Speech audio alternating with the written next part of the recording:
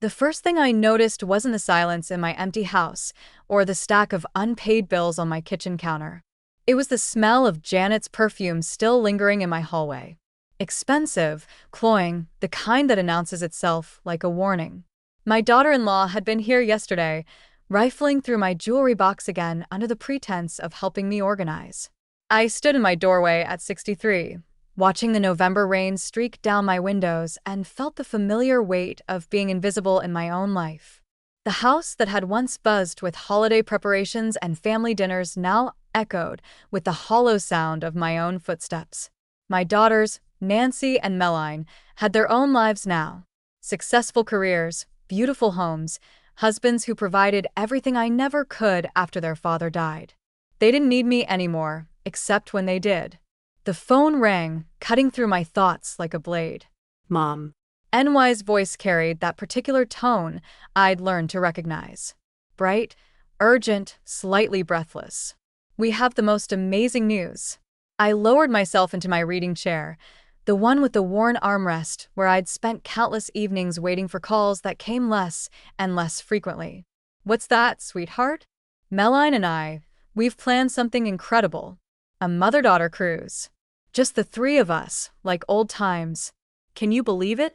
The Mediterranean, Mom. 15 days of pure luxury. My heart stuttered. When was the last time they'd wanted to spend 15 minutes with me, let alone 15 days? That sounds wonderful, but we leave next week. Melline's voice joined in. They had me on speaker. I realized we've already booked everything. The Oceanic Grandeur. One of those ships with the glass elevators and the French restaurants. You're going to love it. The enthusiasm in their voices felt manufactured, like the smile I'd worn at their last birthday parties when they'd given me gift cards instead of presents. Girls, I'm not sure I can afford it. Don't be silly, Nancy interrupted. We'll handle all the details. You just need to pack and show up. Consider it our treat. Their treat. I closed my eyes, remembering the last time they'd treated me to something. A Mother's Day brunch where they'd spent the entire meal on their phones, coordinating schedules that somehow never included me. But this felt different. 15 days together. Maybe we could find our way back to each other. That's incredibly generous of you both. We love you, Mom, Melline said. And for a moment, I almost believed the warmth in her voice was real. We know things have been hard since Dad died. We want to make new memories together. After I hung up, I sat in my chair for a long time, watching the rain and feeling something I hadn't felt in months. Hope. Maybe I'd been wrong about them. Maybe they did need me, want me, love me the way I'd always loved them, fiercely and without condition. The next morning, I found myself in the travel agency downtown, a small storefront wedged between a dry cleaner and a coffee shop. The agent, a woman about my age with kind eyes, spread brochures across her desk. The Oceanic Grandeur, she said, pulling out a glossy pamphlet. Beautiful ship. Very expensive. How expensive? I asked. She showed me the rates and my breath caught. Even the cheapest interior cabin cost more than I spent on groceries in 3 months. Are you sure this is the right ship? My daughter said they were handling the arrangements. Let me check. Her fingers flew across her keyboard. Yes, here we are. 3 passengers departing next Tuesday. 2 ocean view suites and 1. She paused, frowning at her screen. 1 what? 1 interior cabin. The smallest category they offer. She looked up at me with something that might have been pity. Is that what you expected? The hope in my chest began to curdle. Could you tell me who made the booking? More typing. A Nancy Maloney and Malene Finney. Payment was made on a credit card ending in 4712. My credit card. I drove home in a daze, my hands gripping the steering wheel so tightly my knuckles went white. The card ending in 4712 was supposed to be for emergencies only, the one I'd given them access to after Bruce died when I was drowning in medical bills and funeral expenses and couldn't think straight. They'd promised to use it only if I needed help, only if I asked. At home, I called my bank with shaking fingers. Mrs. Mela? Yes, I can see the transaction. $42,000 charged yesterday to Celestial Cruise Lines. $42,000? The number hit me like a physical blow. That's correct. Would you like me to read you the details? I listened in growing horror as she itemized the charges: 2 luxury suites with private balconies, specialty dining packages, spa treatments, shore excursions, premium beverage packages, and what appeared to be every possible upgrade available. And tucked at the bottom, almost as an afterthought, one interior cabin with no amenities. There's also a note here, the representative continued. The booking was made with special instructions that all charges be applied to the account holder, that's you, with automatic approval for any additional expenses during the voyage. I hung up without saying goodbye. The house felt smaller suddenly, the walls pressing in on me. I walked to my kitchen window and stared out at the small garden Bruce and I had planted together 30 years ago. The roses were dormant now, their thorny branches bare against the gray sky. Just like me, I thought, stripped of everything beautiful, left with only the parts that could hurt. My phone buzzed with a text from Nancy. So excited for our trip. Don't pack too much. There's not much storage in your room. The emoji felt like a slap. I sat at my kitchen table and opened my laptop, my fingers moving with a purpose I hadn't felt in years. First, I called the bank again. I need to report fraudulent charges, I said, my voice steady for the first time in months. Ma'am, these charges were made with a card registered to your account. With your authorization, I'm now revoking it. I want to report this card as stolen. There was a pause. Are you saying someone stole your physical card? I'm saying someone stole my trust and $42,000. The bureaucratic wheels began to turn. Reports were filed. Investigations were opened. The charges were frozen pending review. I provided documentation showing the pattern of my typical spending: grocery stores, utility bills, the occasional book or coffee shop purchase. Nothing even remotely approaching a luxury cruise. Then I did something that would have been unthinkable just hours earlier. I changed all my passwords, every account, every automatic payment, every digital footprint that connected me to my daughters. I locked them out of everything. By evening, my phone was ringing constantly. Nancy first, then Melline, their voices growing increasingly shrill with each unanswered call. Finally, a text arrived that made my hands shake. Mom, there's some kind of mistake with the payment. The cruise line is saying there's an issue with your card. Can you call them? We leave in 3 days. I turned off my phone and sat in my chair, watching the darkness settle over my empty house. For the first time in years, the silence didn't feel like abandonment. It felt like freedom. Part 2. I slept better that night than I had in months, but morning brought the sound of car doors slamming in my driveway. Through my bedroom window, I watched NY's black Mercedes and Melline's silver BMW park side by side, their engines still running like getaway cars. My heart hammered against my ribs as I pulled on my robe and walked downstairs. The doorbell rang 3 times in rapid succession, followed by aggressive knocking. Mom, open up. NY's voice carried a note I'd never heard before, desperation wrapped in barely controlled rage. We know you're in there. I stood in my entryway, my hand on the doorknob, and felt something shift inside me. For 38 years, I'd opened doors for them literally and figuratively. Every time they needed money, advice, babysitting, or just someone to blame for their disappointments, I'd open that door. But now, with my back pressed against the cool wood, I discovered something remarkable. I didn't have to. Mom, please. Melline's voice joined in, softer but no less urgent. There's been some terrible mistake. The cruise line says our payment was declined. We need to talk. I closed my eyes and remembered the last family dinner I'd hosted, Bruce's birthday, 2 months before he died. Nancy had spent the entire evening on her phone while Melline complained about the food. Neither had helped with the dishes. NY's husband, Kenneth, had fallen asleep on my couch after drinking my wine, and their children had torn through my house like vandals while their parents ignored them completely. I'd cleaned for 3 days afterward, finding broken ornaments and crayon marks on my walls. We can see your car in the garage. NY's voice rose. Stop being ridiculous and answer the door. Ridiculous. The word hit me like a physical blow. How many times had they called me that over the years? Ridiculous for saving their childhood artwork. Ridiculous for wanting family photos at Christmas. Ridiculous for crying at Bruce's funeral while they worried about how long the service was taking. I walked to my kitchen and made coffee, my hands steady despite the continued pounding on my front door. The morning sun streamed through my windows, warming my face as I sat at the small table Bruce and I had bought at a garage sale 40 years ago. Simple, sturdy, built to last, unlike the trust I'd had in my daughters. My phone, which I'd turned back on, buzzed constantly. Text after text, each more frantic than the last. Nancy, Mom, this isn't funny anymore. We leave tomorrow. Melline, the cruise line says you reported the card stolen. What's wrong with you?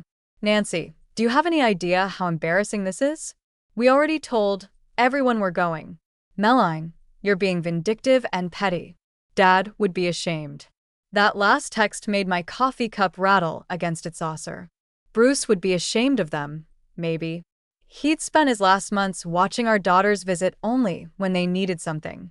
Their hands always out, their attention always elsewhere. In his final days, when morphine couldn't touch the pain anymore, he'd whispered to me, "Don't let them take everything, Loretta. Promise me you won't disappear." I'd promised. And for 8 months after his funeral, I'd broken that promise daily, shrinking smaller and smaller until I was barely a shadow in my own life. The pounding stopped suddenly, and I heard their voices through the door, muffled but distinct.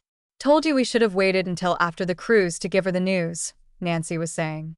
How was I supposed to know she'd check the charges? Melline's voice was sharp with irritation. She never pays attention to anything anymore.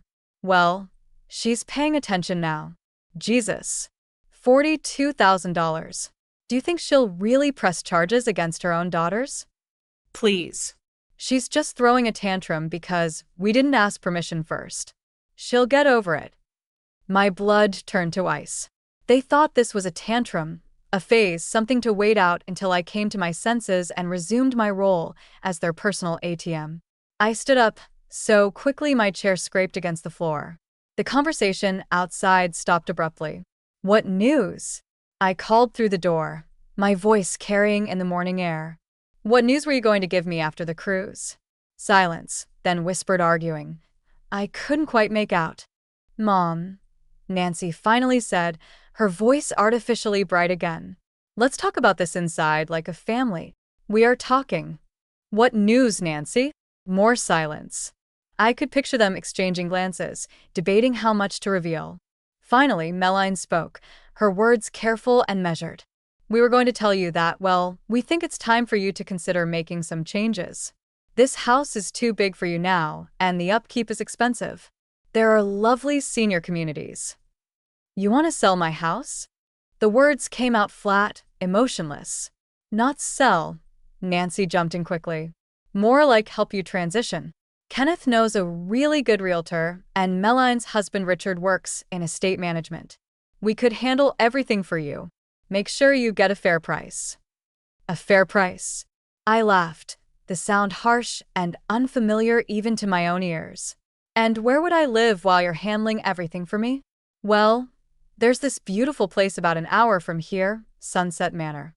They have activities and meal service, and you wouldn't have to worry about anything anymore." Sunset Manor. I knew that place. A warehouse for inconvenient relatives where families deposited their elderly, like unwanted luggage. I'd driven past it once and seen the residents sitting in wheelchairs by the windows, staring out at a parking lot like prisoners watching the free world. "An hour away," I repeated. "It's not that far," Melline said defensively. "We could visit on weekends when it's convenient." "Mom, you're twisting our words. We're trying to help you." I pressed my forehead against the door, feeling the cool wood against my skin. Help me? They wanted to help me right out of my home, my independence, my life. Park me somewhere convenient while they divided up the proceeds from selling everything Bruce and I had built together. "The cruise," I said slowly, "was a farewell tour, wasn't it? One last mother-daughter trip before you shuffled me off to die." "Don't be so dramatic," Nancy snapped, her false sweetness finally cracking. "People your age live in communities like that all the time. It's normal. People your age." As if 63 was ancient. as if I was already dead and just too stubborn to lie down. "Look," Meline said, "we're going to be late for our flight if we don't resolve this. Can you just call the bank and tell them it was a mistake? We'll talk about everything else when we get back." When they got back from their luxury vacation, paid for with my money, while I sat at home contemplating which assisted living facility would be my final stop, I walked away from the door without another word and climbed the stairs to my bedroom. From my window, I watched them argue in my driveway for another 10 minutes before finally driving away. Their tires left black marks on my pavement. Alone again, I sat on the edge of my bed and looked around the room I'd shared with Bruce for 35 years. His side of the closet still held his clothes, and his reading glasses sat on the nightstand next to a half-finished crossword puzzle. I'd been saving everything, preserving it like a shrine, afraid that letting go of his things would mean letting go of him. But Bruce wasn't in those objects. He was in the garden we'd planted, the memories we'd made, the promises we'd shared.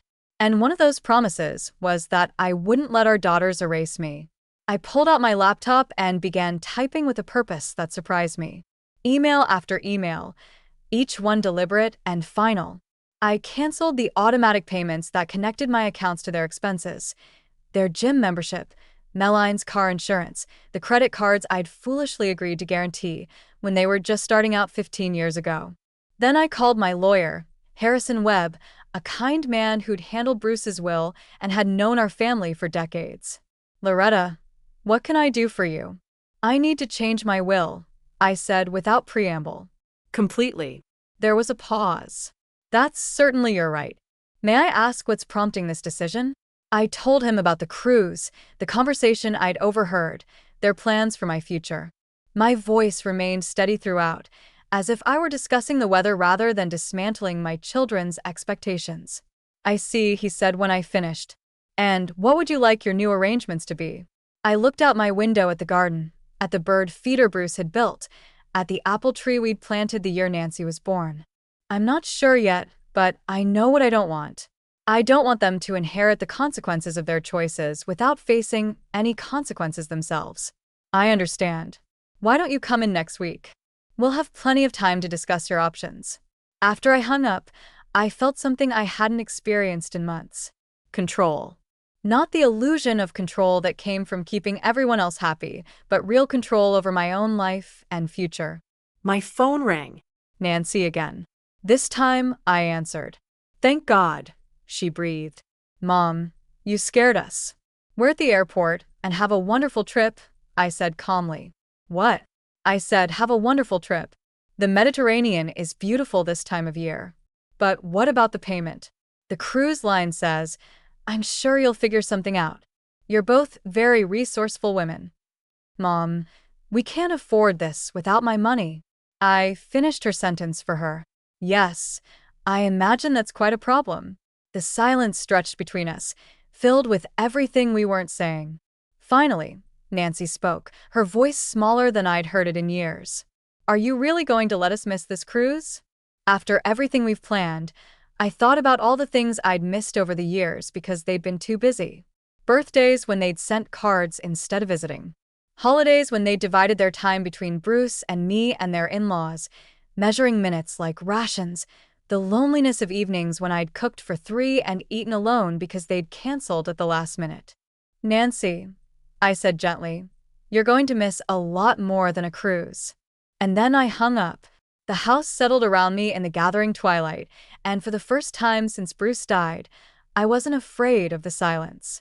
Tomorrow, they'd be on a ship somewhere in the Atlantic, discovering what it felt like to want something they couldn't have. The irony wasn't lost on me. They'd finally get their mother-daughter trip, just not the way they'd planned. I made myself dinner and ate it slowly, tasting every bite.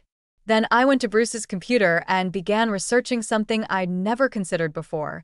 Travel insurance for one, Part 3. 3 days passed in blissful silence. No calls, no texts, no unexpected visits. I imagined Nancy and Meline somewhere in the middle of the Atlantic, frantically trying to explain to cruise staff why their credit cards were being declined for every champagne toast and spa treatment they'd planned. The thought should have brought me satisfaction, but instead, I felt something deeper, a cold, crystalline clarity I hadn't experienced in years. On Thursday morning, I was watering Bruce's orchids when the doorbell rang. Through the frosted glass, I could see a figure in a dark suit, too tall to be either of my daughters. When I opened the door, a young woman with kind eyes and an official badge smiled at me. "Mrs. Maylaw, I'm Special Agent Diana Reed with the FBI Financial Crimes Division. May I come in?" My heart skipped, but my voice remained steady. "Of course." She settled into Bruce's favorite chair while I poured coffee, her presence somehow both intimidating and reassuring. "I understand you reported fraudulent charges on your credit card. $42,000, I said, sitting across from her. "Charged by my daughters without my knowledge or consent." Agent Reed opened a tablet and began scrolling through what I assumed was my case file. The bank's investigation flagged some irregularities. "This isn't the first time charges have been made on your account by these individuals." "What do you mean?" "Over the past 18 months, there have been numerous charges totaling approximately $68,000. Restaurants, shopping, car payments, insurance premiums, all authorized by the secondary card holders, Nancy Maloney and Melline Finney, $68,000. I set my coffee cup down carefully, afraid my shaking hands would betray the earthquake happening inside my chest. I knew about some of it. They said they were going through difficult times. "Mrs. Maylaw, when someone uses another person's financial resources without explicit consent for each transaction, especially when there's a pattern of escalating amounts, it constitutes financial elder abuse." The cruise charges were simply the largest single transaction. Elder abuse. The words hit me like ice water. I wasn't just a victim of my daughter's selfishness. I was a statistic, a cautionary tale. One of those pitiful stories you read about in the newspaper and shake your head at, wondering how someone could be so naive. "What happens now?" I asked. "The investigation is ongoing. We've frozen the cruise booking, and the cruise line has been cooperative." "Your daughters?" She paused, consulting her tablet. "They're currently on board the Oceanic Grandeur, but they're being moved to a basic interior cabin, and all premium services have been revoked. They'll be met by authorities when the ship docks in Barcelona tomorrow." The image of Nancy and Melline being escorted off a cruise ship by Spanish police should have horrified me. Instead, I felt nothing but a quiet sense of justice. Will they be arrested? That depends partly on you. As the victim, you have the right to press charges or seek restitution through civil means. But, Mrs. Maylaw, I need to ask, is there anything else you think I should know? Any other financial irregularities or concerning behavior? I thought about Janet Waters rifling through my jewelry box, about Kenneth Smith's casual assumption that he could handle my house sale, about Richard Kirk's expertise in estate management. How long had they been planning this?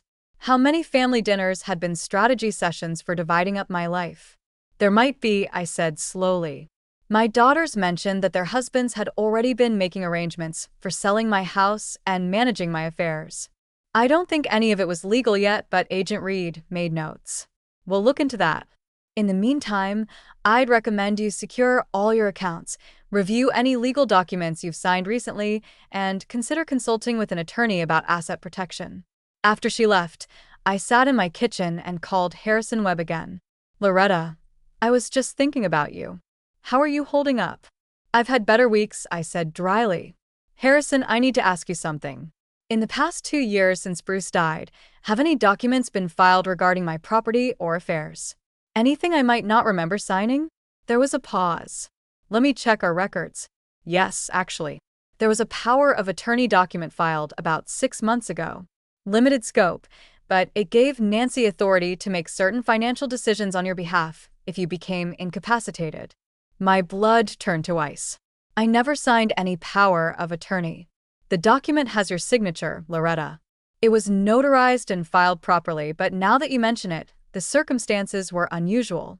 Nancy brought it in herself. Said you were too upset about something to come in person, but had asked her to handle it." Too upset about something. I remembered 6 months ago. It was right after I'd found out about Bruce's secret medical bills, the ones that had been piling up while he tried to protect me from the financial stress. I'd been crying for days, barely able to function. Nancy had been so helpful, so supportive, offering to handle the paperwork so I wouldn't have to deal with it. Harrison, I said carefully, if someone forged my signature on a legal document, what would be the consequences? Forgery of a legal document is a felony, Loretta, but we'd need to prove it wasn't your signature. Do you think my daughters have been planning my obsolescence longer than I realized? Bring me any documents you can find at home. Bank statements, anything they might have had you sign. We'll sort this out. That afternoon, I went through every drawer, every file, every stack of papers in my house. What I found made my hands shake with rage. Insurance beneficiary changes I didn't remember making. Reverse mortgage application with my signature, thankfully never completed, but how close had I come to losing my home entirely? And most damning of all, tucked behind Bruce's death certificate, a handwritten note in Nancy's handwriting. Mom's house appraised at $340K, split 4 ways after taxes, bar $75K each.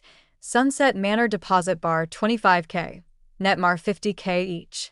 Not bad for a year's work. 4 ways. Nancy, Melline, Kenneth, and Richard. They'd carved up my life like a pie before I was even gone. I photographed everything and drove to Harrison's office, my hand steady on the steering wheel despite the fury burning in my chest. He examined the documents with the thoroughness of a forensic accountant, occasionally muttering under his breath, "Loretta, I'm afraid this is worse than we thought. The power of attorney document. I've compared it to your signature on Bruce's will and other documents. It's a very good forgery, but it's definitely not your handwriting. The pressure patterns are wrong, and there are several letter formations that don't match your natural hand." What does that mean? It means your daughters committed fraud to gain access to your financial affairs. Combined with the FBI investigation into the credit card charges, they're looking at serious federal and state charges. My phone buzzed with a text from an unknown number. "Mom, they took our phones, but I borrowed one. Please call the American Embassy in Barcelona. This is all a misunderstanding. We love you, Nancy." I showed the text to Harrison, who raised his eyebrows. "They're asking you to help them, apparently. Will you? I thought about the question seriously. 24 hours ago, I might have. The old Loretta, the one who'd spent 38 years putting her daughter's needs before her own, might have been on the next plane to Spain with a lawyer and bail money. But that Loretta had died somewhere between discovering the cruise charges and finding NY's handwritten calculation of my worth. This Loretta, the one sitting in Harrison's office holding evidence of her daughter's betrayal, felt nothing but cold satisfaction at their panic. "No," I said simply. "Are you sure? This is your last chance to minimize the legal consequences for them." Harrison, they weren't planning to minimize the consequences for me. They were planning to warehouse me in a nursing home and sell everything Bruce and I built together. They forged legal documents and stole nearly $70,000. They treated me like an obstacle to overcome rather than a person to love. I folded the documents carefully and put them back in my purse. They made their choices. Now they get to live with them. That evening, I did something I hadn't done since Bruce died. I cooked a real dinner. Pot roast with vegetables the way he'd loved it. I set the table with our good china and lit candles, creating a celebration for one. As I ate, I thought about the conversation I'd overheard outside my door 3 days ago. "She never pays attention to anything anymore." They'd been wrong about that, too. I was paying attention now to everything. My phone rang during dessert, Bruce's favorite apple pie, which I'd made from scratch. Another unknown number. "Mom." Melline's voice was small, scared. "Please, you have to help us. They're saying we can't leave Spain until this is resolved. Kenneth is talking about divorce and Richard. He's blaming everything on Nancy. It's falling apart." "I'm sorry to hear that," I said, cutting another bite of pie. "You're sorry, Mom. We're your daughters. We made a mistake, but we're family." "Family?" I repeated slowly. "Tell me, Melline, when you were planning to put me in Sunset Manor, did you think about family then?" Silence. "When you forged my signature on legal documents, were you thinking about family?" "What forged?" "I don't know what you're talking about." "When you calculated that my house would be worth $75,000 to each of you after taxes, Were you thinking about family? Her sharp intake of breath told me she knew exactly what I was talking about. Mom, please. We can fix this. We can make it right. You can unforge documents, Meline. You can't unspend $70,000. And you can undo the fact that you saw me as a problem to solve rather than a person to love. But we do love you. No, I said gently. You love what I can provide. There's a difference. I hung up and turned off my phone. Tomorrow, Agent Reed would probably call with updates. Harrison would continue untangling the legal mess my daughters had created. The world would keep spinning while Nancy and Meline faced the consequences of their choices. But tonight, I finished my pie in peaceful silence, surrounded by the home I'd fought to keep and the dignity I'd reclaimed. For the first time in 8 months, I wasn't waiting for anyone to call, visit, or need something from me. I was simply, completely, entirely free. Part 4. The morning brought unexpected visitors. I was tending to Bruce's orchids when I heard voices in my front yard. Not the angry, demanding tones of my daughters, but something softer. Through the window, I watched a teenage girl with dark hair arguing with a woman who looked vaguely familiar. I don't care what Mom said, the girl was saying. Grandma Loretta never hurt anybody. If she's in trouble, it's because someone else put her there. My heart caught. I recognized the voice before I recognized the face. Alexis Lowy, my youngest granddaughter, NY's daughter, whom I hadn't seen since Bruce's funeral 8 months ago. She was taller now, 16, and fierce in the way only teenagers could be when defending someone they loved.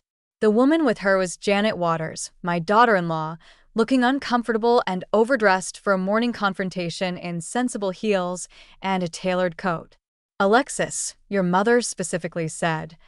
My mother is in jail in Spain, Alexis snapped. Maybe her judgment isn't the best right now. I opened the front door before I could second-guess myself. Alexis. She spun around, and I saw NY's eyes in her face, but without the calculating coldness that had developed over the years. These eyes held warmth, concern, and something that looked like relief. Grandma. She ran up the front steps and hugged me with the fierce intensity of someone who'd been told she might never see me again. Are you okay? Dad said you were having some kind of breakdown, but you look fine to me. Janet followed more cautiously, her expression unreadable. Mrs. Maylaw, I hope you don't mind us stopping by. Alexis was insistent. She always has been, I said, remembering the little girl who used to demand extra bedtime stories and always chose the biggest cookie from my jar. Come in, both of you. My kitchen felt different with people in it again, warmer, more alive. I made coffee while Alexis explored the house with the familiarity of someone who'd spent countless childhood hours here.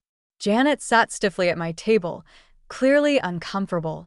I suppose you've heard, I said, setting cups in front of them. Some of it, Janet admitted. Kenneth is very angry. He says you've ruined everything out of spite. And what do you think? Janet was quiet for a long moment, stirring sugar into her coffee with precise movements.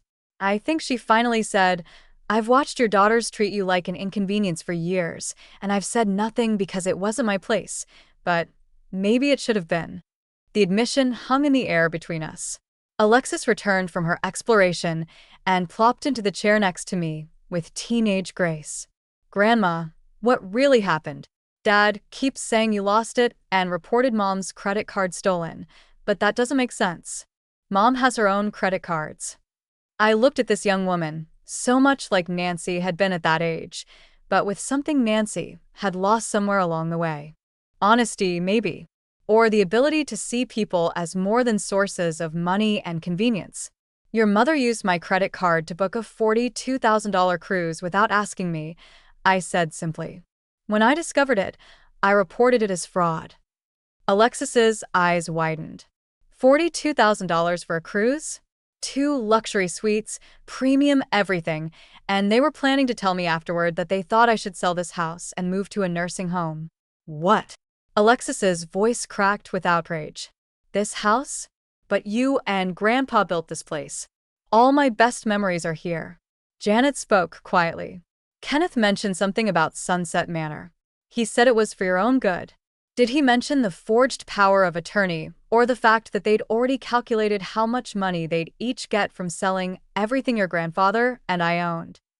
The color drained from Janet's face. Forged, I showed them the documents Harrison had examined, watching Janet's expression change from discomfort to horror as she processed what her husband's family had done. "Oh, God," she whispered.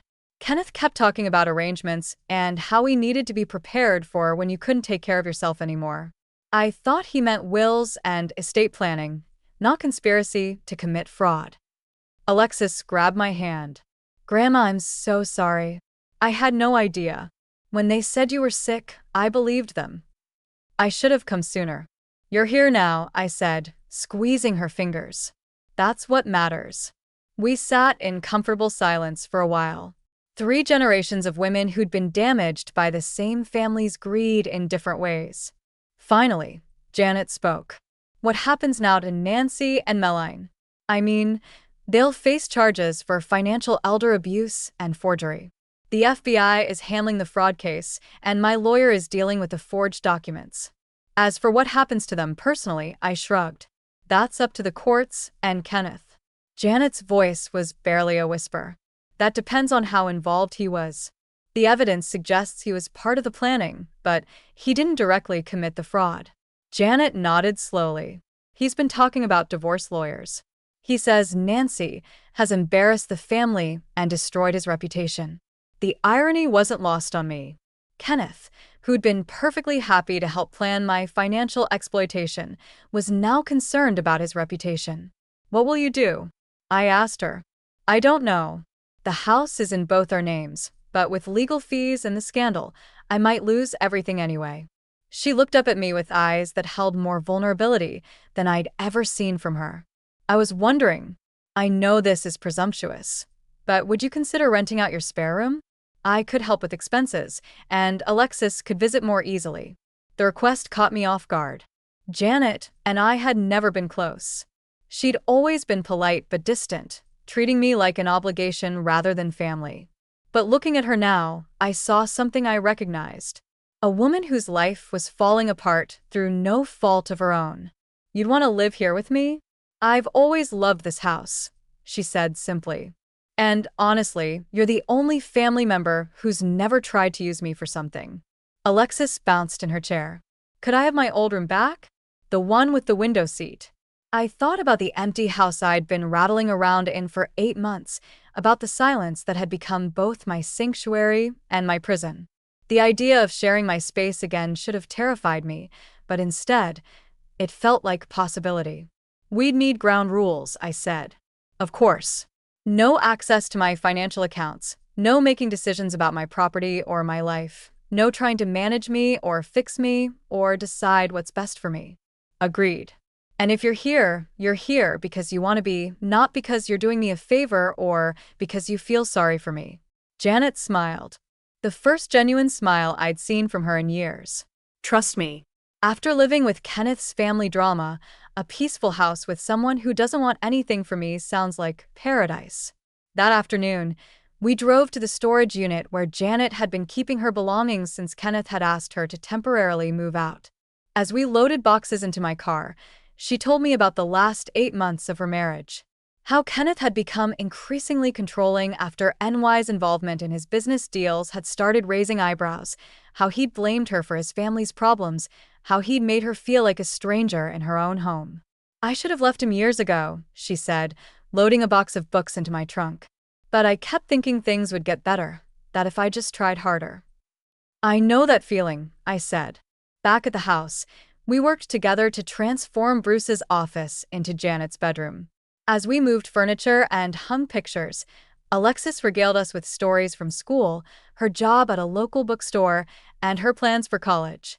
Her presence filled the house with an energy I'd forgotten I missed. "Grandma," she said as we were making dinner together, "can I ask you something?" "Of course. Are you really okay with Mom and Aunt Melline being in jail?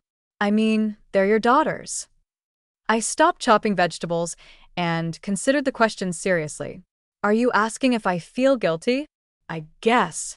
"Alexis, imagine if someone you trusted, someone you loved more than your own life, stole from you, lied to you, and tried to take away your home and your independence. Would you feel guilty for protecting yourself? She thought about it. No, but I'd be sad. I am sad, I admitted. I'm heartbroken that my daughters became people who could do these things to me. But I'm not guilty for refusing to be their victim. That's the difference, Janet said quietly from where she was setting the table. Between being sad about what happened and being responsible for it. As we ate dinner, the first real family meal I'd had in months, I felt something settling into place. Not the old normal with its complicated obligations and unspoken resentments, but something new, something chosen rather than imposed. My phone buzzed with a call from Harrison Webb. Loretta, I have news. The Spanish authorities are releasing Nancy and Melline, but they're both facing charges here when they return. NY's husband has filed for divorce. And Melline's husband is cooperating with the FBI investigation in exchange for immunity. When do they come back? Tomorrow. And Loretta, they're going to want to see you to try to work something out. I looked around my kitchen at Janet clearing dishes, at Alexis doing homework at the table, at the life I was building from the ashes of my daughter's betrayal. Let them want, I said. I'll be here. But this time, I wouldn't be waiting alone. They arrived at sunset, their shadows long and distorted across my front porch. I watched from my kitchen window as Nancy and Melline climbed out of a taxi, their designer luggage looking incongruous against the suburban simplicity of my neighborhood. They moved like strangers, no longer the united front they'd presented when planning my downfall, but two women who discovered that shared guilt was a poor foundation for sisterhood. Nancy looked older. Her carefully maintained composure cracked around the edges. Melline's usual confidence had been replaced by something brittle and desperate. They stood at my front door for a full minute before Nancy finally rang the bell. 3 short, uncertain chimes that seemed to echo through the house like a question. I took my time answering. When I opened the door, they both started talking at once. Mom, thank God you're here. We need to explain. Stop, I said quietly. And they did. The power in that single word surprised all 3 of us. One at a time. And keep your voices down. I have guests.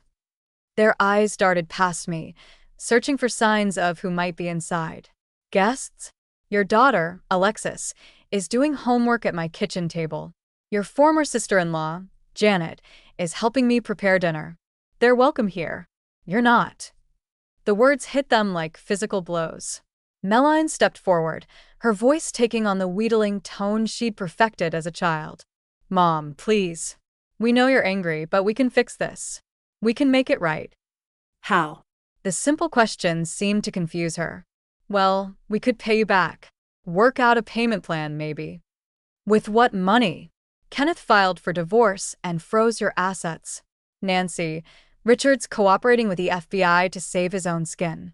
Melline, neither of you has a job that could repay $70,000, much less the legal fees you're about to incur. Melline's facade finally cracked completely. You did this. You destroyed our lives out of spite. I reported crimes to the appropriate authorities. You destroyed your own lives by committing them. We are your daughters. Melline's voice rose, attracting the attention of neighbors who were beginning to peek through windows. We made mistakes, but we're still your family. I stepped onto the porch and closed the door behind me, creating a barrier between my old life and my new one. Tell me about family, Nancy. Was it family when you forged my signature on legal documents? Was it family when you calculated how much money you'd each make from selling my home? Was it family when you booked a $42,000 vacation on my credit card and planned to surprise me with nursing home brochures when you got back? Both women had the grace to look ashamed, but it was too little, far too late. We were trying to help you, Melline said weakly. The house is too big for you, and you've been so sad since Dad died. We thought. You thought you could steal my money and gaslight me into believing it was for my own good? I looked at my daughters, really looked at them, and saw strangers wearing familiar faces. When did you stop seeing me as a person and start seeing me as a problem to solve? Nancy wiped her eyes, smearing expensive mascara that had survived international travel but couldn't withstand the collapse of her carefully constructed life. What do you want from us? We've apologized. We've admitted we were wrong. What more can we do? Nothing, I said simply. There's nothing you can do, because this isn't about what you can give me anymore. It's about what you've already taken. But we love you, Melline whispered. And for the first time, I heard genuine pain in her voice rather than manipulation. I believe you think you do.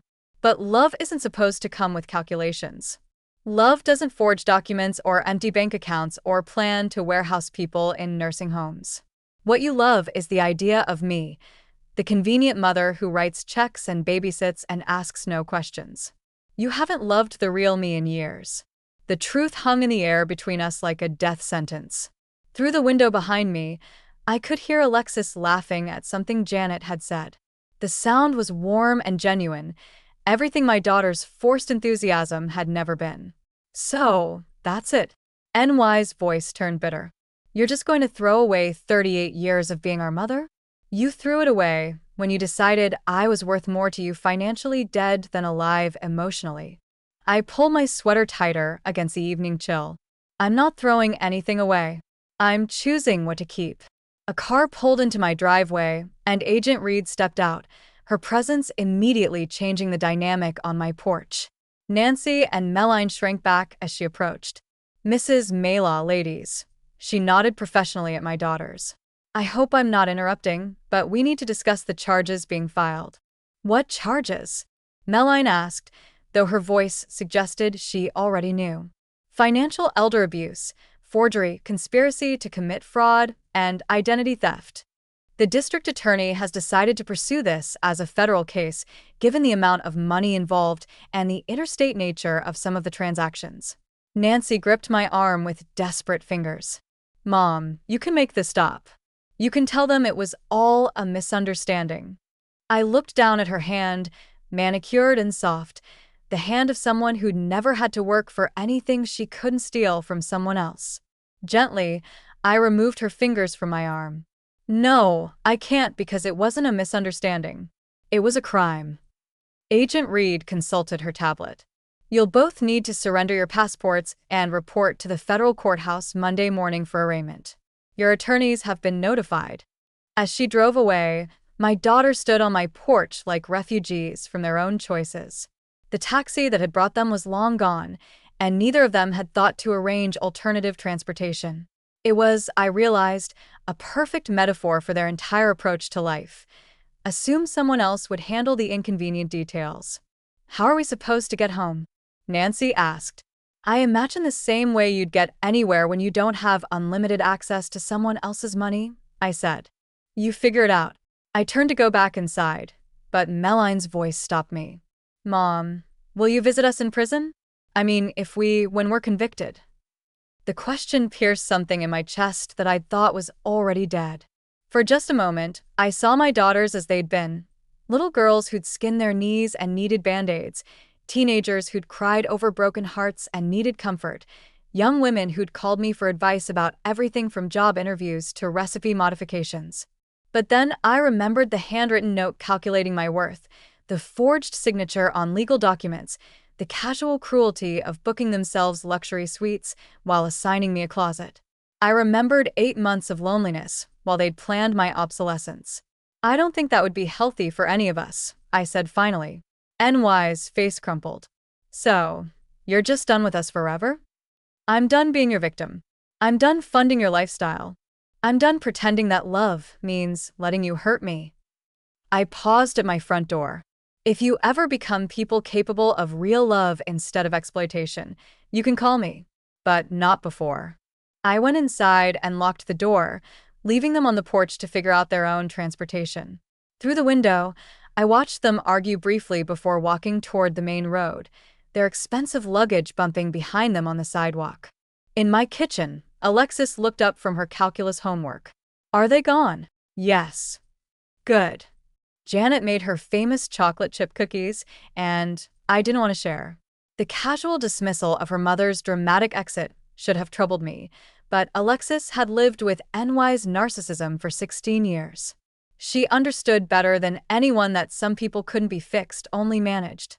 That night, I sat in Bruce's chair and wrote in the journal I'd started keeping since the cruise incident. The house around me hummed with quiet contentment. Janet reading in the living room, Alexis video chatting with friends upstairs, the dishwasher running through its cycle. I thought it would feel different, I wrote, cutting them off completely.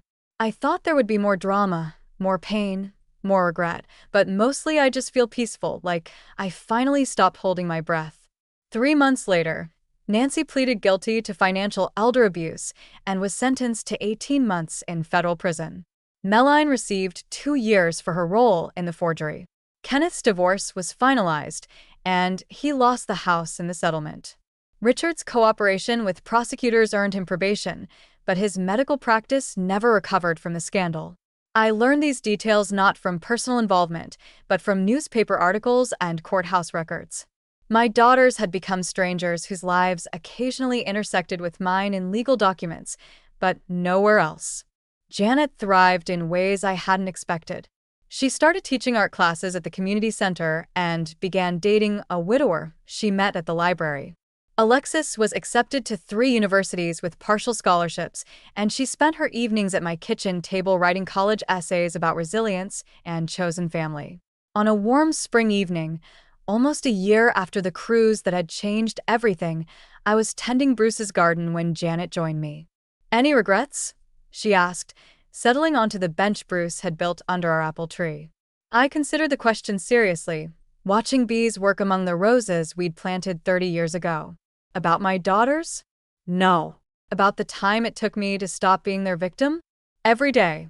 But you did stop. That's what matters. Yes, I said, feeling the truth of it settle into my bones. I did stop. The evening air carried the scent of jasmine and the sound of Alexis practicing piano, a song I didn't recognize, but that sounded like hope. I had chosen my family, protected my dignity, and reclaimed my life. The last anchor had been cut, and I was finally completely free. In the distance, I could hear the train that ran through town every evening at sunset, carrying people to destinations unknown. For the first time in decades, the sound didn't make me feel left behind. It made me feel like I was exactly where I belonged.